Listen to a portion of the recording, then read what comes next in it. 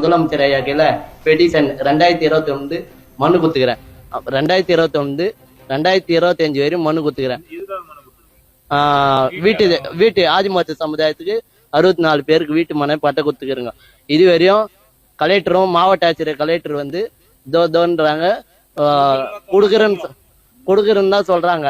இதுவரையும் எங்களுக்கு எதுவுமே தகவலே வரல. இங்க சப் கலெக்டர் ஆஃபீஸர் வந்து கேட்டா அவங்க என்ன பண்றாங்க, இங்க சிஎம் செல் பெட்டிஷன் அனுப்புறாங்க. இவங்க என்ன பண்றாங்க, வாணிபேட்டை தாலுகா ஆஃபீஸ்க்கு போங்கன்னு இவங்க சப் கலெக்டர் ஆஃபீஸில் சொல்றாங்க. இதுவரையும் அவங்க தாலுகா ஆஃபீஸில் என்ன பண்றாங்க, அவங்க க்ளோஸ் பண்ணி அனுப்பிச்சிடறாங்க. நாங்க 2021 மனுராம் கொடுத்துனுங்கிறங்களே தவிர அவங்க என்ன பண்ணிடுறாங்க, க்ளோஸ் பண்ணி அனுப்பிச்சு விட்டுறாங்க.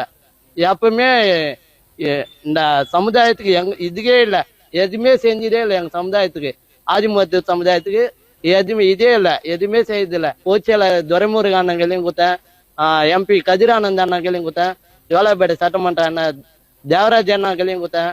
இதுவரையும் எங்களுக்கு தீர்வே கிடைக்கல.